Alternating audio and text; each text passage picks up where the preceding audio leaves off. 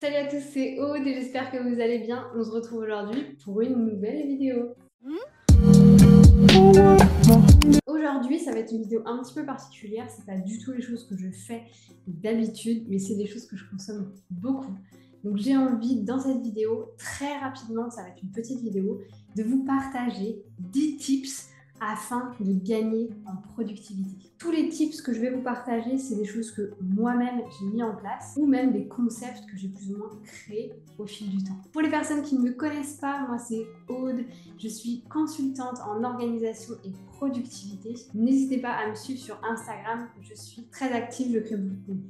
Premier tips, faire le lien entre la ligne du temps et vos tâches du quotidien. Votre quotidien va être fait de 4 types de tâches. Les tâches du passé, les tâches que vous avez déjà faites, potentiellement vous y pensez parce que vous ne l'avez pas bien faites ou pas terminé correctement. Les tâches du futur, ça c'est des tâches qui vont venir en fait après la tâche que vous êtes en train de faire à l'instant T. Donc vous êtes déjà en train d'y penser. Ensuite, on va avoir la tâche du présent. Ça, c'est la tâche sur laquelle vous devriez mettre votre attention et donc être concentré.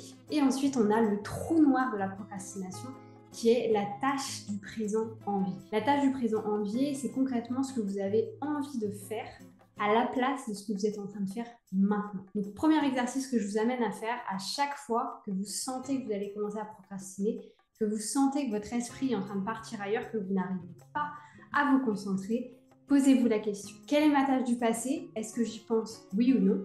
Quelle est ma tâche du futur? Est-ce que j'y pense oui ou non?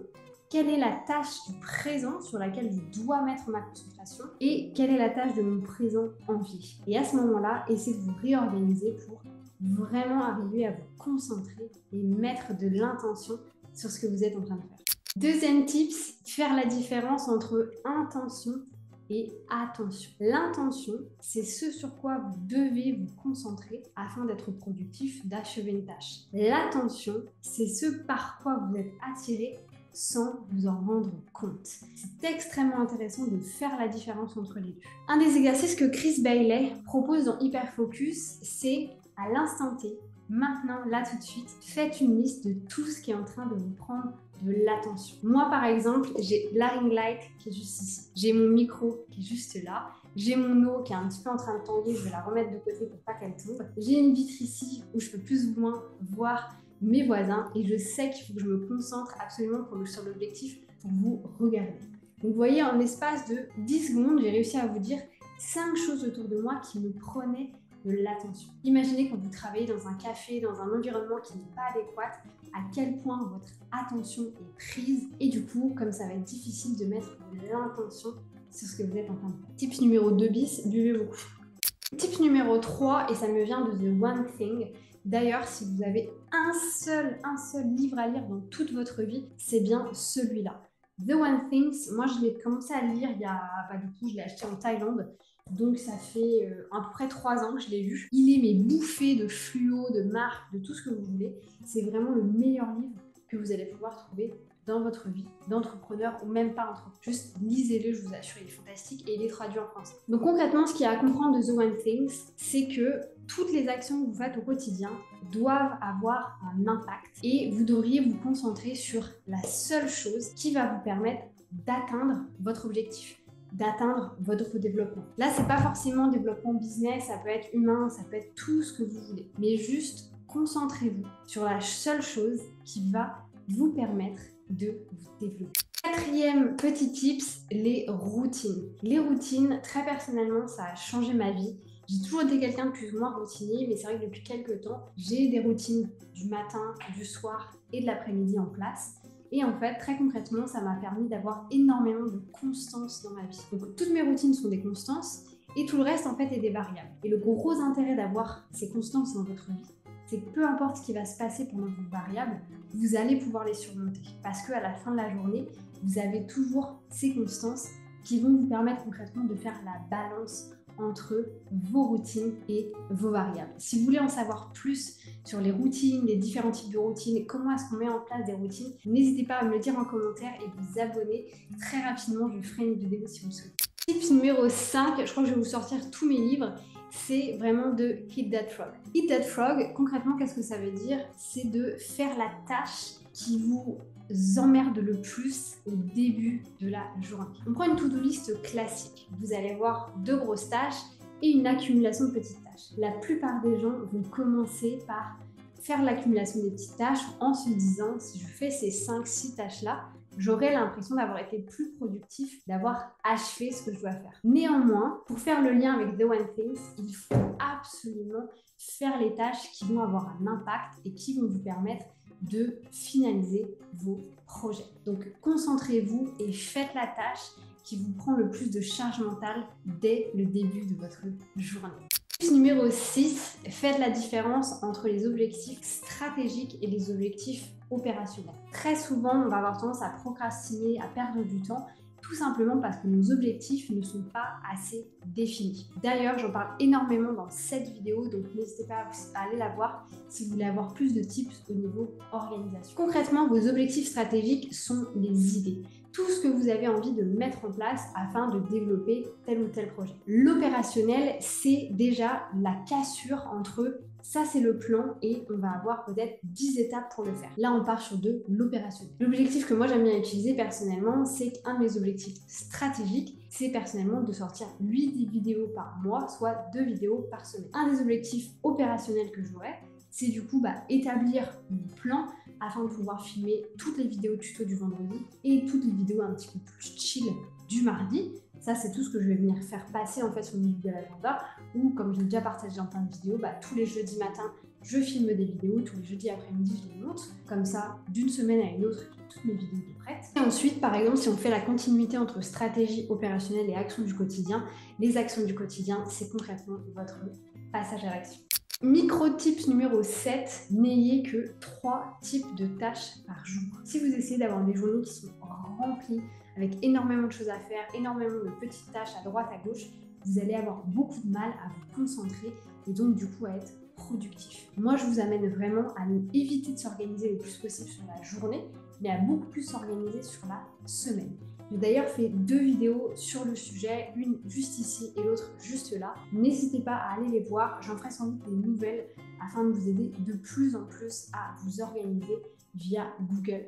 Tips numéro 8, du coup j'enchaîne avec Google Calendar. Utilisez un outil type Google Agenda, Google Calendar afin de vous aider à vous organiser. C'est extrêmement important quand on travaille, qu'on soit étudiant, qu'on ait un travail salarié ou qu'on soit entrepreneur, d'avoir des deadlines, d'avoir des échéances. C'est un des meilleurs moyens afin de pouvoir vraiment contrôler sa productivité et concrètement s'engager auprès de quelqu'un. Je vais vous donner un exemple concret. Personnellement, j'ai toujours travaillé avec beaucoup d'équipes, j'ai toujours eu beaucoup de personnes avec moi parce que je travaillais chez Decathlon, j'avais des cadres. Quand je me suis lancée en tant qu'entrepreneur, pendant 1 an, j'étais toute seule. J'étais toute seule et je vais pas vous le cacher, j'ai procrastiné de ouf.